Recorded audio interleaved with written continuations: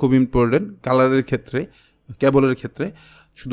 শুধু কালার মানে ব্ল্যাকটা থাকলে কি হয়, লুকসটা গর্জিয়াস আসে। কারণ আমার এটা ফুল ব্ল্যাক একটা বিল্ড যাচ্ছে।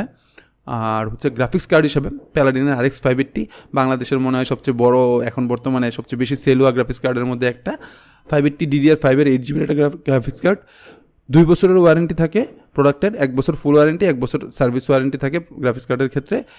আর এটার সাথে আমি কেসিং হিসাবে, সবাই মিস্ট্রি বক্স ইউজ করে, আমি মিস্ট্রি বক্সের মতোই ARS-এর একটা মিস্ট্রি বক্স আছে 5 ফ্যান সহ।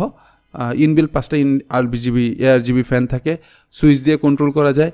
এবং এটার লুকসটা যদি দেখেন, ভার্সন 2টা আমি ইউজ করতেছি। ভার্সন 1-এ কিন্তু একটু জিনিস খেয়াল করবেন, ARS-এর আমার বেশ কিছু আগের ভিডিও ছিল। ভার্সন 1-এ সাইডে মাঝখানে, গ্লাসের মাঝখানে একটা বর্ডার থাকে, যেটা আমার মনে হয় দেখতে একটু খারাপ লাগে। বাট এখন যেটা করছে, ফুল ফ্রেম একটা লুকস, ফুল ফ্রেম লুকসটা ফুললি ফ্রি থাকে এবং গ্লাস বর্ডার থাকাতে